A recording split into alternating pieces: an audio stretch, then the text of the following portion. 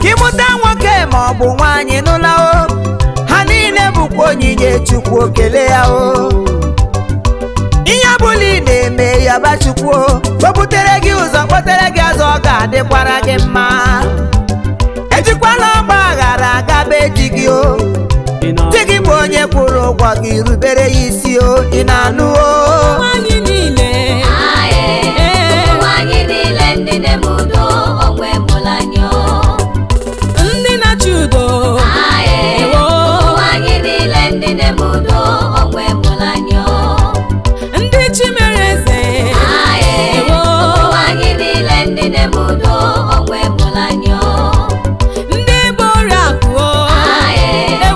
Nwanyị niile ndị na-eme udo onwe mụlanyo. Oh yes, Chief Imo na nwunye ya wee gala ọzọ. Ka ugbu a okwu ndụmọdụ ka anyị jiri bịa. Anyị abịaghị ka anyị kwuo na ọ bụ na anyị kasị ekwu, ma ọ bụ ka anyị mee na ọ bụ na anyị kasị eme. Olo, kama na ọ dị mkpa na ị ga-ama the reason why Chineke ji sị gị gaa n'ezinụlọ ahụ. Ma nwaanyị ma nwoke, onye ọbụla nwere ọrụ dị mkpa n'ezinụlọ. Ya bụ lee anya ka ị mara ọrụ ị kwesịrị ịrụ, gaa rụọ ya n'ụzọ ziri ezi. Nwoke na nwaanyị oge m ntị n'olu, gee m ntị, o nwere ihe m ga-akọrọ ọnụ n'akụkọ. Onye ọbụla nọ ndụ gee m ntị n'olu, gee m ntị, nwanne m na-esi m olu wee lọwo. Eri oge m jiri wee lọọ nwunye m, ka mgbe m nụrụ ya o n'elu ụwa, ụwa agbanweela. Akwụkwọ nsọ m gwara m wee sị, onye chọtara nwaanyị chọtara ezi ihe n'aka Chukwu. Eri oge m jiri wee lụọ nwunye m, ngọzi ngọzi bụ ihe na-eso ozi m, nwa agagharị. Chief Imo bụ aha m, ngọzi ngọzi bụ ihe na-eso onu m agagharị. Lezienụ nwunye gị, ọ ga-adịrị gị mma. Ezi nwaanyị lezie di gị, ọ ga-adịkwara gị mma. Nwere nne di gị mere nne nke gị o, nne di were nwunye nwa gị mere nwa gị o. Ụmụ nwanyị niile, nwanyị niile ndị na-eme udo onwe mụlanyo, ndị na-achị udo. Nwanyị niile ndị na-eme udo onwe mụlanyo, ndị chi mere eze. Nwanyị niile ndị na-eme udo onwe mụlanyo, ndị bụ oriakụ.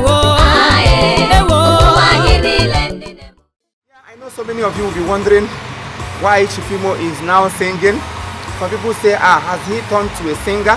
Some people say, we love the comedy side you are doing, please stop singing. Some people will say, why the sudden change? You know, why not you do a song that matches what you are doing? Why not you do a universal song? Why not you do a worldly song? Why not you do hip hop song? Why not you do reggae song? Why not you do bongo song? Well, I choose the one that suits me. I choose to praise God because He is the only person that will give you something and it will last forever. You can praise a man, he will give you like 100,000. Within 2 seconds, that's 100,000 will just vanish. It will just go like that. But when you praise God, He will give you something that will last forever. And that is the life I'm living today. My life is a testimony. Whatever I am doing today is a testimony. I am a fulfillment of God's grace. I want to beg all of us, whatsoever you are doing, whatsoever you find yourself doing, do it well. Don't do because others are doing. Don't line up because so many people have lined up. Don't dance because every other person is dancing. Don't smile because every other person is smiling. But do that thing that suits you. Do that thing that you know when you do it, your life and everything about you will be turned around for good. I started singing from scratch. Most of these songs you saw me shooting, they are not today. 16 years ago. These are the songs I did years back. 16 years ago, 18 years ago, and thereabouts. But I decided to do the video now because the grace of God is upon me. It has been upon me and it is still upon me. I have been waiting for this wonderful day, and thank God it came to pass. So many people dreamed of becoming something in life, and because of one problem or the other, they ended up not achieving their dreams. But I kept praying. The only person I kept calling from my day one, it is God. And I cannot, because he has blessed me today, I will now turn around and begin to praise my fellow man. I begin to praise people. No, I can't do that. My prayer for all of us, the reason why I have praised God today, God will give you your own reason to praise him. He will put a smile in your mouth. Those families that people have rejected, those families that nobody visits you, nobody comes to you, nobody even remember you for anything. When the blessings of God will come upon you, your family will begin to do some beautiful things that you were not able to do before. But I want to assure you that if only you can hold God fame, that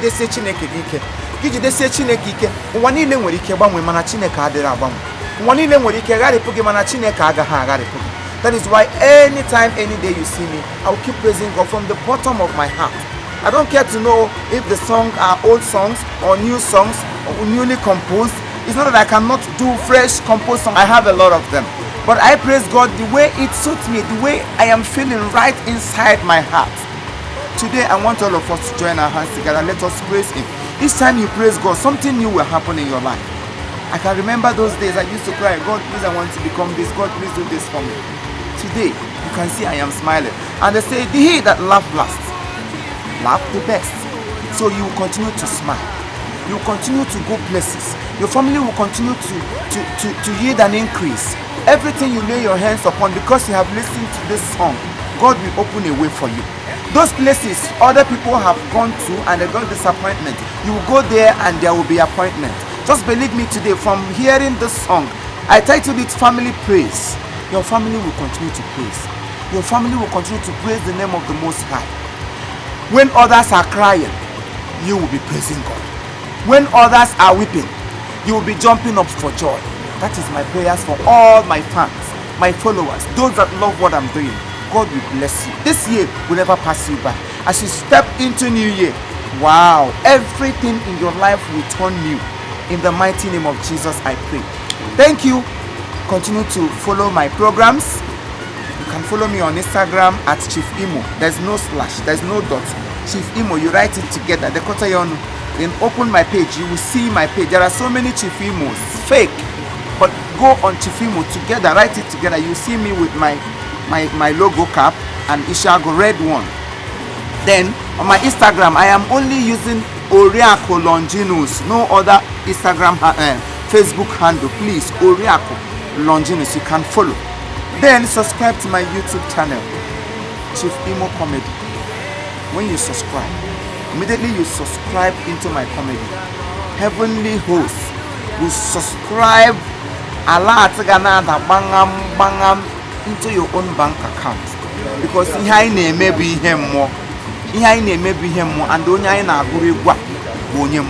our God is not a man. Thank you all for watching. If you want to book us for programs, you can also inbox me on Instagram. DM me on my Instagram, then I will reply you. Because there are so many fake people out there. But once you inbox me, then I will reply you. I am with interactions. I want your interactions. I am with your business acumen. I want your business acumen. I am with your business execution. I want your business execution. You continue to smile. Thank you. I still remain your humble brother, Ambassador Chief Imo Worldwide. I love you.